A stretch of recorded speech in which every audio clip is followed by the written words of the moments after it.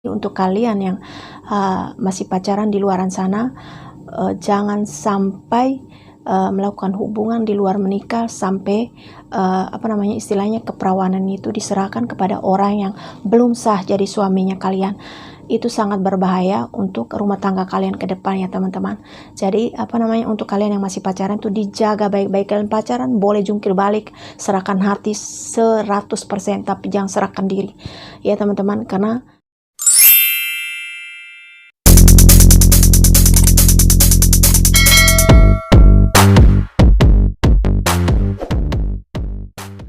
halo, shalom semuanya. Kembali lagi dan saya Ros di sini di channelnya Lutfina Erosina N. Halo teman-teman semuanya, di video saya kali ini saya mau sharing dulu ya teman-teman. Jadi teman-teman, di channelnya saya ini, di YouTube channelnya saya ini ada konten tutorial. Jadi tutorial seputar Android dan YouTuber pemula. Ya, seperti itu. Juga ada sharing kesehatan, sharing rohani, dan ada masak-memasak, dan ada juga beauty ya. Dan di video saya kali ini saya mau sharing dulu seputar apa ya ini? Seputar kehidupan.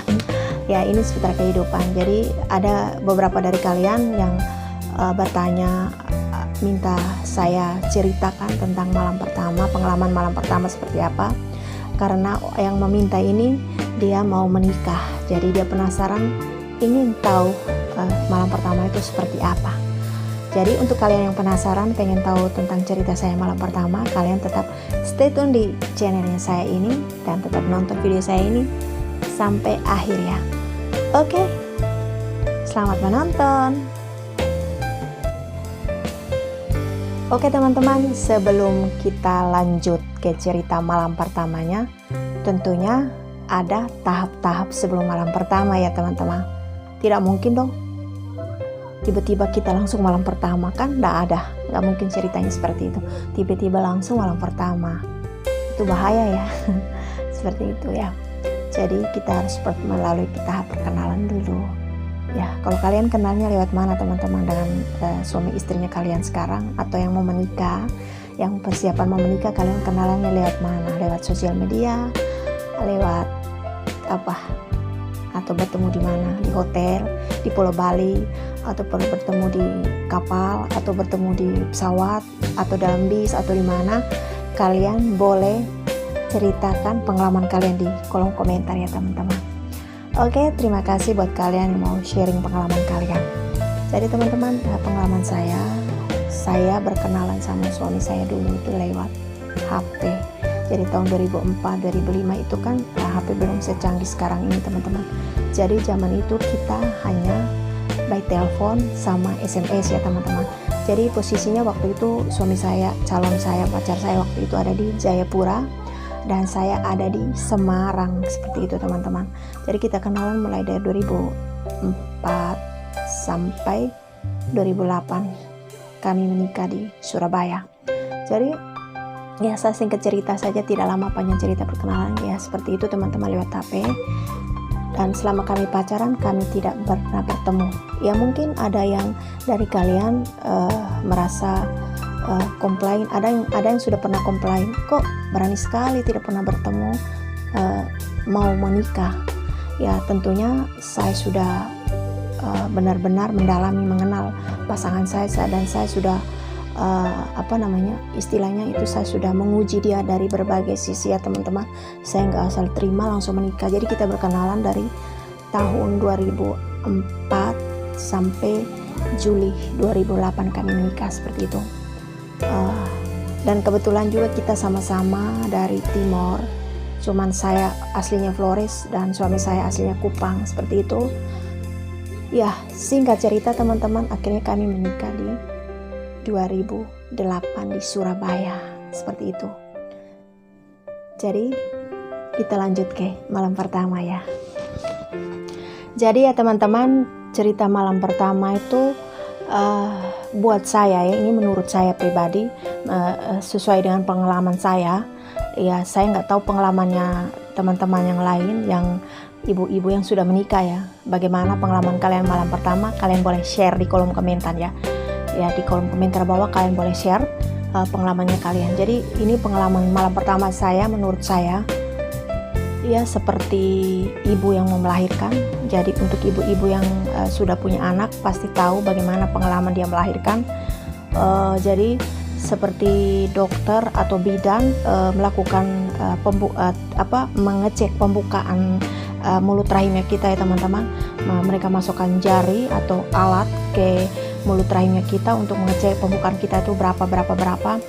Jadi ini sesuai dengan pengalaman saya. Anak saya pertama itu saya melahirkan 2 anak sesar semua, tapi anak pertama sempat sampai saya merasa kontraksi ya teman-teman, dan dokter sempat masukkan jari pertama, anak pertama. Kalau anak kedua itu jalan 8 bulan memang sudah dioperasi, dikasih keluar ya, di sesar. Kalau anak pertama memang 9 bulan dan sudah waktunya mau melahirkan, tapi karena panggul saya sempit akhirnya sesar. Tapi sebelum disesar kan dokter masukkan jari untuk periksa pembukaan, dan itu saya kancing badan saya teman-teman, paha saya kancing dan otot saya tegang semua, jadi dokter susah masukkan jari. Nah seperti itu teman-teman, karena sakit. Baru masukkan jari saya sudah teriak-teriak. Seperti itu pengalaman malam pertama saya teman-teman. Jadi seperti dokter memeriksa mulut rahim yang kita mau melahirkan. Jadi itu saya teriak-teriak, saya kancing badan saya, dan saya sempat mengalami trauma selama 3 hari. 3 hari berturut-turut saya mengalami trauma. Sore-sore begitu saya sudah kepikiran, aduh bagaimana nanti sudah mau malam ini, artinya saya harus siap melayani suami. Itu saya sempat trauma teman-teman, dan sampai 4 malam keempat baru bisa menembus tembok raksasa ya teman-teman, seperti itu. Jadi ya malam pertama seperti itu.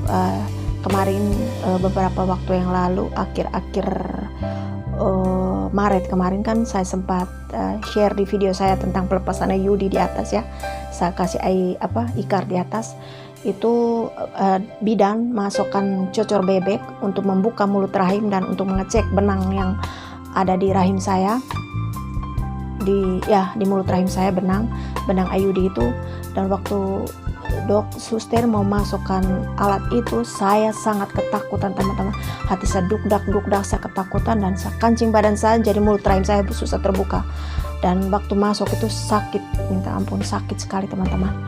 Nah, tapi setelah selesai, setelah keluarin alat itu, dan waktu itu susternya nggak menemukan benang, kemudian saya bawa ke dokter, lagi, dan waktu dokter memasukkan alat, tapi alat itu dokter oles dengan jelly yang untuk periksa di perut ya teman-teman. Kalau mau USG kan diperiksa perut kan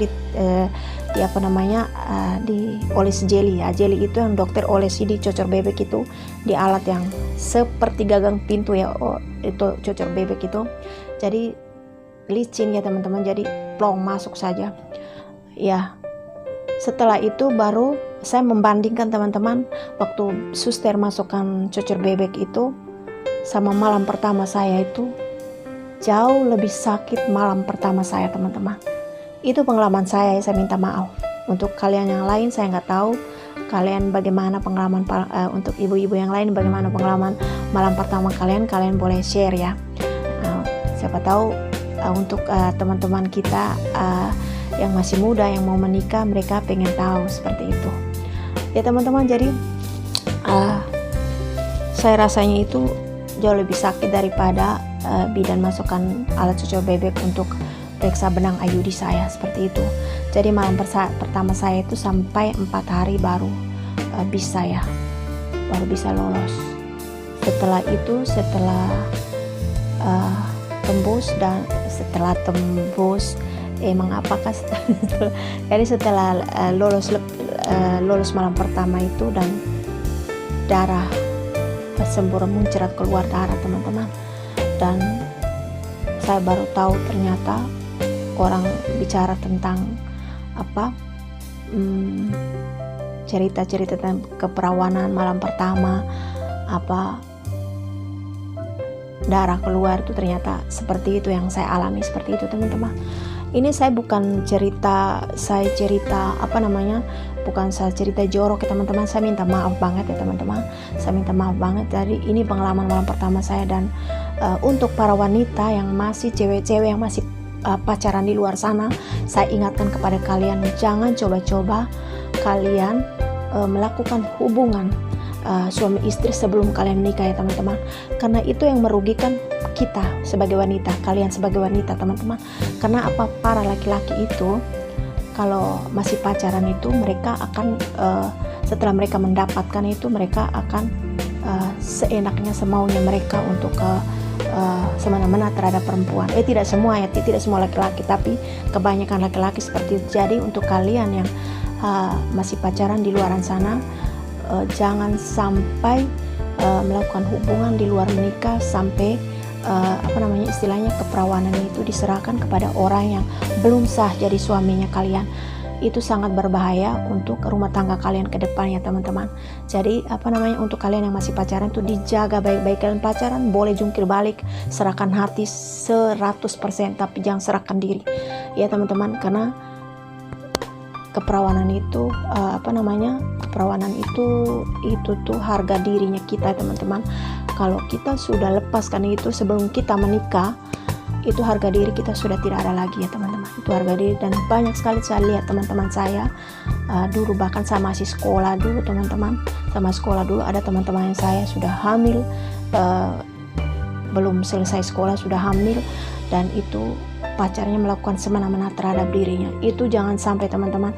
Itu keperawanan itu harga dirinya kita teman-teman. Itu kita kalau sudah melepaskan itu sebelum kita menikah, nanti baik kalau kita menikah dengan dia yang mengambil itu, tapi kalau kita menikah dengan orang lain, kasihan suaminya kita, nanti dia kecewa dan dia uring-uringan kalau dia tidak menemukan itu teman-teman, dia tidak mendapatkan itu. Ya itu saja